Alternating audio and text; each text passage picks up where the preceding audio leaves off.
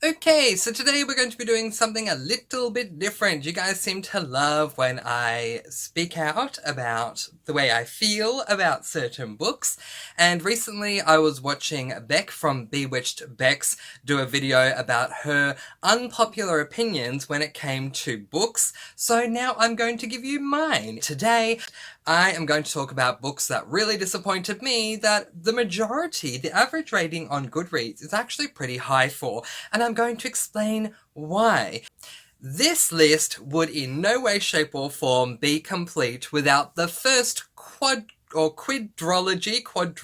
however you say it, making it. So we're going to start off discussing arguably my least favourite series of all time, and this is a very unpopular opinion, and that is the Lord of the Rings quadrilogy. Okay, I say quadrilogy because I include The Hobbit in this list. A little bit of a backstory in case you did not know. Last year, in April of 2020, I wanted to celebrate one of my best friend's birthdays, and her favourite film series is The Lord of the Rings. In honour of her birthday, I decided that I was going to read all four of those books, The Hobbit and The Lord of the Rings trilogy, and I made a deal with myself that I wasn't allowed to DNF any of the books in that series. Does it come as a surprise to you that once I got to the end of April, I threw that rule out the window and I can now DNF any book that I want? But why did I struggle? Why do I not like these books? Why, as soon as I had the option, did I unhaul them? And most importantly, why have I no longer spoken about them on this channel until now? First of all, let's talk about descriptions. Our characters cannot walk past anything, even a grey rock on the side of the road, without it being described in so much detail that it kind of gets rather annoying. For me it got annoying the more I went throughout not only The Hobbit, but then the remainder of the Lord of the Rings trilogy that came after it. Literally everything that Tolkien could do to describe whatever it was. If we're saying a rock, not only was it a grey rock, but it was a grey smooth rock that had certain cracks and lines here and there, and if you turned it over, from a certain angle with the sunlight, it looked like that. Oh man! It just drove me in completely batty. But if that's not enough, let's talk about what I like to call action that takes place off the screen. Yeah, so let's specifically talk about and refer to the Lord of the Rings trilogy. In that trilogy, we mainly follow the perspective of Frodo. And here's the problem with following the perspective of Frodo. Whenever Frodo is not involved in anything that is action-packed, that is going on in the book, we don't get to see it. No. Not only do we not get to see it, but we are then regaled with a massive retelling from whoever it was that did whatever they did. So one example of this that I don't think is too much of a spoiler, we have a wizard character that is part of the crew. He goes off and has a battle with another wizard very early on in the series. Because Frodo is not there, we don't know that this is going on. Then, wizard character ends up coming back and having a chat with Frodo and saying, "Ah, Frodo, let me have some of your brandy, and partaketh with you in this sit-down while I regale you of my adventures." And he proceeds to go on and discuss everything that has happened in this action-packed sequence for at least 10 pages, and all I could think is, why aren't we there? Why weren't we witnessing what was going on? Why couldn't Tolkien have just done omniscient narration? Not to mention, there is no clear magic system. I love fantasies, you guys. I mean, I'm an eclectic reader. I love reading all different types of genres, except westerns. They're just not my thing. But fantasy is definitely the most dominant genre that I've read from since I began my booktube channel. And one thing that I love most about the fantasies that I read is exploring the magic system. How do you summon the magic? What type of magic is it? What limitations do you have with that magic? Well, that might make it a hard magic system versus a soft magic system. What is the difference? Well, when it comes to the Lord of the Rings series, who cares? Because there isn't any. There is no magic system. We have a wizard who is part of this crew. I've already mentioned this. He has magical powers. Can I tell you how he accesses them? Can I tell you what they do? Can I tell you his limitations or how he can help the crew or not? No, because I don't know, because it's not explained, and that was very, very annoying. And there were certain things that would happen, and this really got to me. There was, without giving away spoilers, there were certain things that would happen within the quadrilogy, however you say that word, I mean, the 4 books. There were certain things that would happen where Wizard Dude is there, and they run into complications, and all I can think is, well, if you just wave your magical wand, all of this would disappear, and he doesn't. He basically turns to everyone else as lost as they are, saying, well, what do we do with this? We seem to have gotten ourselves in a pickle. I don't even know what I would do. I mean, you're a wizard, wave your wand. And the final reason why I did not like the Lord of the Rings 4 books, including The Hobbit, is the travelling/questing trope. This is my least favourite trope, and my hatred, I don't like using that word, but my hatred of the travelling/questing trope was born after I read the Lord of the Rings books, because in every single book, all of the 4 books that I've read, we have a pattern where we travel. We stop, we rest, we worry about if we're running out of rations, we need to look behind us to see how far away the enemy is, then after calculating if we have enough time, we have a quick sleep, we get back with our travel equipment and whatever, and we keep traveling, and the cycle repeats over and over and over and over and over and over again. Issues! I don't like Lord of the Rings, okay? The next book I'm going to talk about is Legendary by Stephanie Garber. I loved book number 1, I gave it 5 stars. This was fantastic. My issue with this book, which by the way has an average rating on Goodreads of 4.29, and I gave it 2 stars, is twofold. 1, Stephanie Garber caught lightning in a bottle with this book. You guys have heard me talk about the Suzanne Collins curse before, when you catch the lightning in a bottle and then you smash it on the floor, that lightning you've caught, and throw the shards away into the trash. That's exactly what Stephanie Garber did. She caught lightning in a bottle by coming up with a game that is played within the confines of the story of this book that was so incredibly exciting. It was a beautifully fast-paced, heart-racing, plot-driven game, and I lapped it all up. Then we got to this book, and that lightning was completely smashed. First of all, this book being plot-driven, this one was character-driven. Personal opinion, that annoyed me. I'm a plot-driven reader. Secondly, the game that was so much fun in this book, oh, it appears in this book. It just maybe appears from like maybe a 5th of the book, because apparently it's not the main focus. And the main focus is that little word that we call L-O-V-E, love. And apparently the love was so much more important than the game. I don't get this. This is not a romance. You guys know, I go into my books incredibly prepared. This is a YA fantasy, not a YA romance. So why is the love at the forefront with the fantasy elements being shoved to the side? It doesn't make any sense to me. Boo! Boo! Big time! My next unpopular opinion is from a book that is part of a series, and it's actually smack bang in the middle of a series. It is Vampire Academy, Vampire Academy, book number 4, Blood Promise. This is an average rating on Goodreads of 4.29, and I completely disagree. I love this series. I got all the way through to the end. Book 5 received 5 stars from me. Book 6, the final book, received an overwhelming 5 stars from me. In saying that, the series was up and down, at least to begin with, but none of them were half as bad as this offensive book. I mean, not offensive to me personally, but offensive in the way of the story itself. This just let me down. The only good thing, in my opinion, about this book is the fact that the cover is purple, and that's my favourite colour. And if that's the only thing that I like about the book, it says a lot. Where do I begin? First of all, we are going through the trope that is Mr. Fancy's biggest no, the travelling/questing trope where you don't know where you're going and you don't know how you're going to get there, and that was even more obvious in this book than it was in The Lord of the Rings. Our protagonist needs to do something. So she decides, even though she doesn't have all the instructions or all the details or what she needs to do, to get on a plane and go and do this thing. She has to find someone. Let's just start with that. She has to find someone. She doesn't know where this person is. She has no idea. She literally guesses where they might be. It's like she grabbed a dagger and flung it at a map on the wall and went, oh yes, I'll go there. So then she gets there, and she finds out through a number of people that this person she needs to see might actually be there.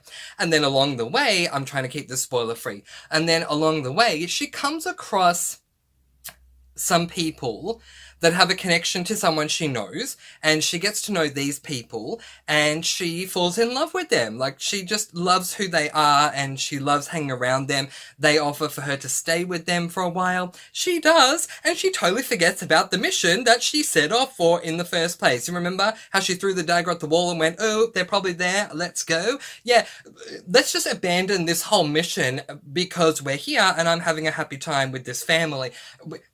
The mission is incredibly important for the sake of the series. How did you forget this? It makes no sense. So then we get to the 3/4 mark of the book, and our protagonist goes, oh yes, I was on a mission. Oh my gosh, I can't believe I forgot. I best keep going. And what this did was it created the final quarter of the book, which was a forced wrap-up of the book. It was forced to happen so quickly because she forgot this whole time that she was on this mission. Incredibly disappointing. I don't know how this book got 4.22925 whatever star. Whatever. We're going to move on. And now we're going to put another book up on the screen, and we are going to talk about, oh, the gem that Mr. Fancy will never forget. The gem that, deserved the 1 star it got from me. And then when I saw on Goodreads what its average rating was, I was just like, are you seriously kidding me? And that is The Stranger Diaries by Ellie Griffiths. This book, if you were following me in 2020, or if you've seen me talk about my least favourite books of 2020, the video I did in December of last year, you would have seen me rant for quite some time about this book. We open up with the book, following a character. I don't remember their name, but we're following this character. And things are happening, they are living their day-to-day life, something happens that of course turns into a mystery that we need to solve, and that's great. Yep, absolutely wonderful. I'm getting to know the character, I'm getting to know who they are, what they do, the way they think and feel and all those things, and I'm finally getting invested in them. Then we get to chapter 8 in the book, and suddenly we switch into a multi-perspective. All this time we've been following this one character for 7 chapters. And then in chapter 8, suddenly a new character is introduced and we're now going to follow their perspective. And I just felt like the rug was ripped out from under me. Like, wait. This is chapter 8, not chapter 2 or 3. It's chapter 8. How are we now following someone new? What the heck? So I'm trying to follow this new perspective, and again, for 7 chapters, we get this new perspective. Okay, fine. I'm thinking to myself, okay, fine. Maybe the first one was just, for us to kind of get to know the world and whatever, but now we're with this one. Okay, I'm on board with that. Of course. What do you think happens? Chapter 16 rolls around, and we get a completely new perspective. Are you serious, Ellie Griffiths? By this time, I just thought, you know what? This is just awful. Any remote possibility that I might like the plot has been completely underpinned by the fact that I'm so annoyed with the decision you're making to swap perspectives once I'm fully invested in a character. We then eventually get to the conclusion where we get the big reveal, and the reveal was such a letdown anyway, because it was as though Ellie Griffiths had this board of possibilities in front of her going, it could be this one, this one, this one, this one, but you know what, I'm going to go with this last one on the list that no one will want because it makes no sense and it will be a boring reveal, so let's just do that because it will rip the rug out from under them even more. It was such a letdown. How do people love this book? And now let's put two books onto the screen at the same time. We're going to start off with everyone's favourite, Six of Crows by Leigh Bardugo, as well as some people's absolute favourite, Beartown by Frederick Bachman. This book's average rating is 4.47. This book's average rating is 4.26. I don't get it. I don't get it. I don't get it.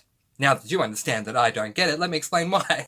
We have a premise for both of these books, and very, very quickly, in a little snippet way, let me explain. Six of Crows, we have a crew that has come together that is trying to pull off the impossible heist. Beartown, we have a woman in a small town that is obsessed with hockey who gets sexually assaulted. The R word that we can't say on YouTube, but you know the word that I'm trying to say. It happens to her, and then we are getting to see all different types of reactions that people might have. It's very much like a study in anthropology to people's reactions to when the R word happens. Okay, great. Two books. They have premises that intrigued me for whatever reason. For this one, for the anthropological side, definitely intrigued me. And this one, yeah, heist, crew, love it. So what do both of these books have in common, my friends? Let me tell you. I don't understand why that is the premise of both of these books, because what they have in common is that this does happen. 3/4 into both of the books. So I don't get why that's the premise. How can you say that the premise is this when this doesn't happen until you get 3/4 in? And these books ain't short books. It's not like they're 250, 300 page books. Both of them are at least tomes, at least 500 pages plus. So how can you say that that is the premise when it doesn't happen until near the end? No. This book is so character-driven. Personal opinion, you guys know I prefer plot-driven. So character-driven, but I wanted to see them pull off the impossible heist, so I kept going. Was it worth it? Maybe, but do I wish I didn't have to read through the entire slog? Absolutely. With this one, was it worth it? Absolutely not. I realized very quickly that Frederick Bachman was not for me, although a lot of people are trying to convince me that Frederick Bachman is for me. Just don't read the next book in this series, but pick up another Frederick Bachman book, like Things My Son Needs to Learn, or whatever it's called, or what's that one? My Grandma Told Me to Tell You She's Sorry, or A Man Called Uwe, or Over Uwe, which, fine. If you guys have a Bachman recommendation for me that is not like this, that just dragged things along forever, please recommend it below. I'm willing to give him another go. But these are like incredibly slow burns. If we're talking about a candle, it's like we don't even strike the match to light the candle till we get halfway through the book. Incredibly slow burn. I don't get it. Moving on. And now we're just going to do some very quick lowlights. These are books that have really good average ratings on Goodreads that I DNF'd. For good reasons, as far as I was concerned. And we are going to start with an absolute doozy that I was so looking forward to reading last year, and then when I finally started reading it, I couldn't help but think, what the hell have I gotten myself into? And that book is called The Shadow of What Was Lost by James Islington. You guys, I saw this book. A booktuber had received this, and when they were doing a book unboxing, it was there, and I was like, oh my gosh, what an amazing title, The Shadow of What Was Lost. I am so intrigued. For 2 months, I just kept thinking about it, so I finally purchased a copy for myself for my birthday. If you go back and watch my May 2020 wrap-up, you'll see it's in there. My birthday is in May. And, okay, alright, you guys. Okay, the edition that I read, just looking at my notes here, the edition that I read of the book is 693 pages long. The quote that I said in my monthly wrap was, I read this book despite the fact that it was so incredibly boring. Because it was. Nothing was happening. And I thought, okay, I'll check where I'm up to because, you know, I'm at least halfway, right? No, I wasn't halfway. And that's when I realised it was 693 pages long, and that's why I wasn't halfway. Because I was close. I think I was like 300 or so pages in, like just after the 300 page mark. I'm just thinking, seriously, how am I going to keep going with this? No. How did this get such a good rating? It must have an amazing second half that I just couldn't go on with anymore. Because seriously, it was so boring. I was so distracted a lot of the time reading this book, thinking about what I'm going to have for dinner that night, or what else I have planned for the week, because it was so boring that thinking of those other things was having me more entertained than the book was itself. I don't get how it received such a good rating. Can someone help me out here? And now, my friends, I'd like to turn your attention to the lovely Like Prism by Brent Weeks. Okay, yes, this book has a 4.21 average rating on Goodreads. I don't get why. I really don't get why, especially when in the first chapter, so prologue, then chapter 1, in chapter 1, we have a moment where we're starting to learn the magic system. You guys know, I was telling you in Lord of the Rings, if there's one thing I love about fantasies, it's learning the magic system. We have this in chapter 1. Oh, it's so good, or at least it was. Until I found out that a main component for the magic system is to use your own urine. Isn't that just... Oh, isn't that lovely? What a great way. What a great inventive magic system. Use your own urine. Sanitary. No. I'm sorry. I'm sorry. No. That needs to be left in the bathroom. Okay. I read this. Somehow did not puke. Put the book down and moved on. Maybe it gets better, and that is absolutely fine, but I cannot purposefully intentionally sit there, and read a book about a magic system that involves using your own urine to get it to work. I mean, I fear what might come up in book number 2. Are we using number 2 in book 2? And it got 4.21 as an average. Moving on. And it is now time for the piece de resistance, ladies and gentlemen. Distinguished guests, welcome, and allow me to introduce you to everyone's favourite book. Nevernight by J. Kristoff. Oh my gosh, where do I begin? This is meant to be a YA fantasy. A YA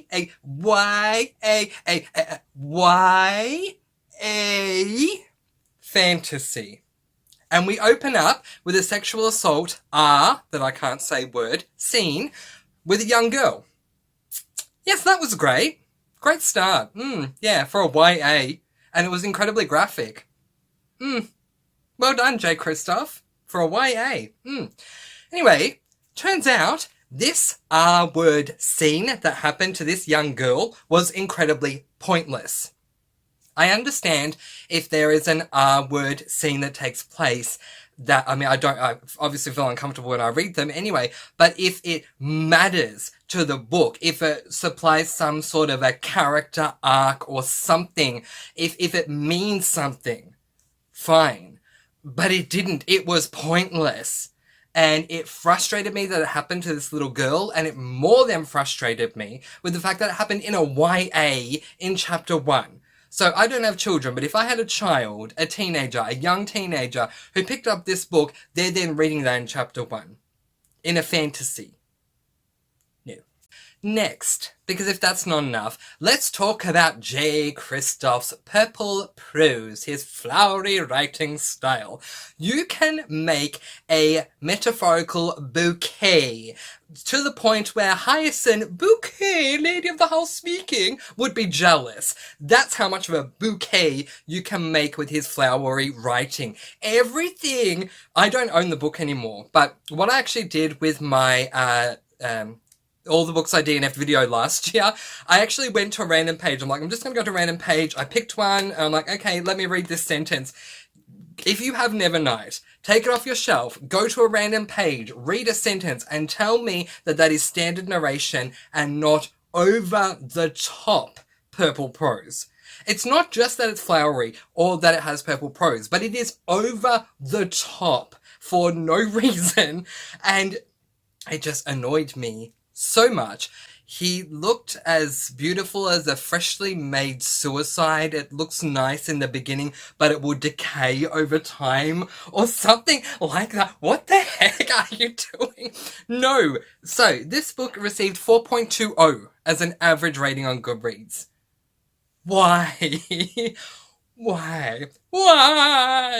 But those are my unpopular book opinions. What are yours? Let me know in the comments below. Did you agree with me or disagree? Or do you have others that you'd love for me to talk about? Let me know. But in the meantime, that is where I am going to leave it, letting you guys go with peace, blessings, and so much love. I post videos every Monday, Wednesday, and Friday, and I'll see you again soon. Mwah! Thank you so much for watching. Be kind and love one another.